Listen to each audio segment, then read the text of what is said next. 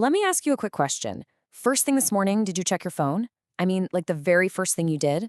If you're nodding along, you are definitely not alone. But what you might not realize is that you're part of this huge invisible experiment. So let's pull back the curtain and see what's really going on. 2 hours and 21 minutes. According to Data Reportal's big 2024 global report, that's how much time the average person spends on social media. Every single day. Just think about that for a second. That's like watching a full-length movie every day. And when you zoom out and look at the whole year, that time adds up to over 35 entire 24-hour days, a whole month of your life. Just gone. Poof. Handed over to the infinite scroll. So today, that's what we're digging into, the unseen forces that are basically orchestrating our digital lives from behind the scenes. We're going to break it all down. We'll start with how these algorithms hook you from the moment you wake up. Then look at how they actually cost you real money.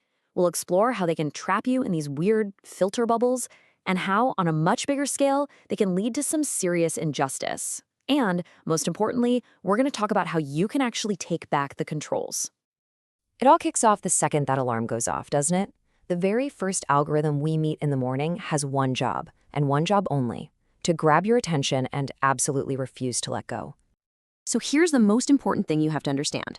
The goal of these engagement algorithms isn't really to inform you or even to connect you with friends. No, the number one top-line goal is just to keep you on their site for as long as humanly possible.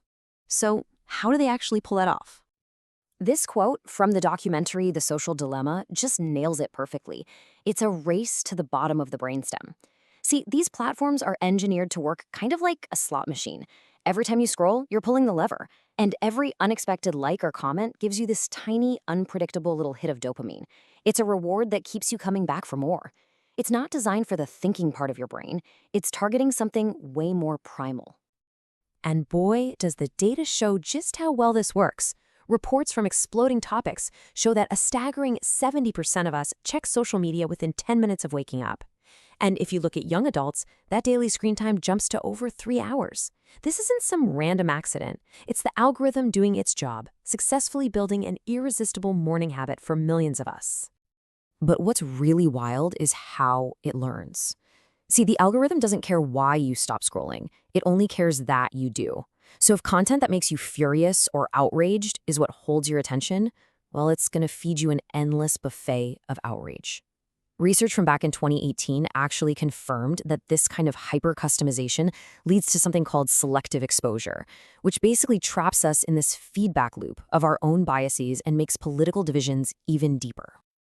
Okay, so you've finally wrestled yourself away from the morning scroll and you're heading out for the day.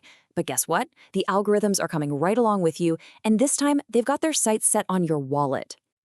You know, when you open up a navigation app or a ride-sharing app, it feels like a simple, helpful tool. But what it really is a massive data collection engine.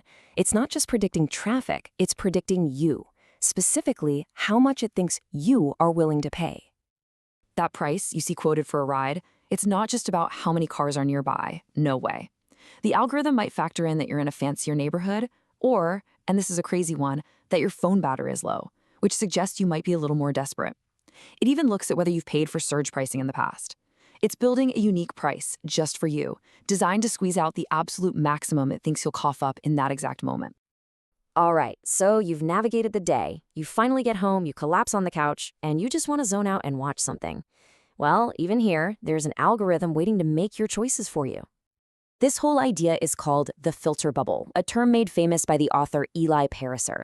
It's what happens when a recommendation engine gets so good at knowing what you like that it stops showing you anything else. It stops showing you things you might disagree with or things that are new and different. You basically end up in this cozy little echo chamber of your own tastes. And listen, this isn't just some academic theory. It's a real thing, and people are starting to notice.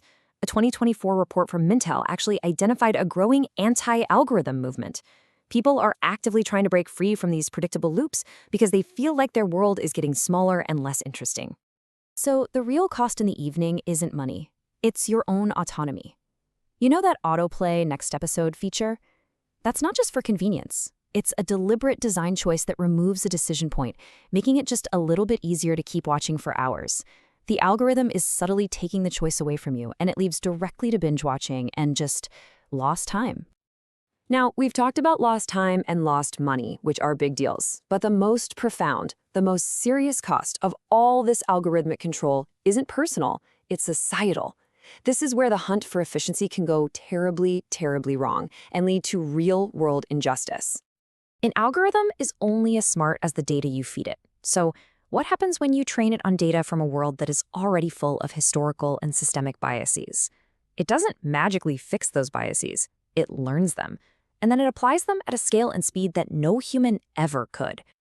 And the real-world impact of this is just deeply troubling. A huge investigation by ProPublica looked into a risk assessment algorithm called Compass. It's used in U.S. court systems to predict how likely a defendant is to reoffend. What they found was shocking. The algorithm was nearly twice as likely to falsely flag Black defendants as high risk compared to white defendants. So why on earth would that happen? Well, the algorithm was trained on historical crime data. And because that data already reflected systemic biases in things like policing and arrest rates, the algorithm just learned that pattern and put it on autopilot. It essentially launders human bias through this thin veil of tech neutrality. This is the massive danger of unchecked algorithms making life-altering decisions. Okay, I know that last part was heavy, but the point of understanding all this isn't to feel powerless. It's the exact opposite. It's to feel empowered. Knowing how this works is the first step to reclaiming control. So let's get into some actual solutions. Here are 3 simple but genuinely powerful things you can start doing. First, stop flying on autopilot. Before you tap on that app, just ask yourself, why am I opening this? What's my goal? Don't just let the scroll happen to you. Second, use the privacy tools that are already on your phone. Go into your settings and turn off ad personalization, limit location tracking. And third, actively break your own filter bubble. Make it a point, maybe once a day, to seek out an article or a video from a source you've never even heard of. Just be intentionally curious. When it all comes down to it, just remember this. The technology itself isn't the evil part. The problem is a business model that is built on extracting our most precious resources, our attention, our data, and our time. We can absolutely use these tools without letting them use us right back. So I'll leave you with this question to chew on. After everything we've talked about today, from that morning scroll to the evening binge, which one algorithm in your life are you going to choose to challenge first, starting today? If this helped you see our digital world a little more clearly, go ahead and subscribe for more. We've got a lot more to uncover together.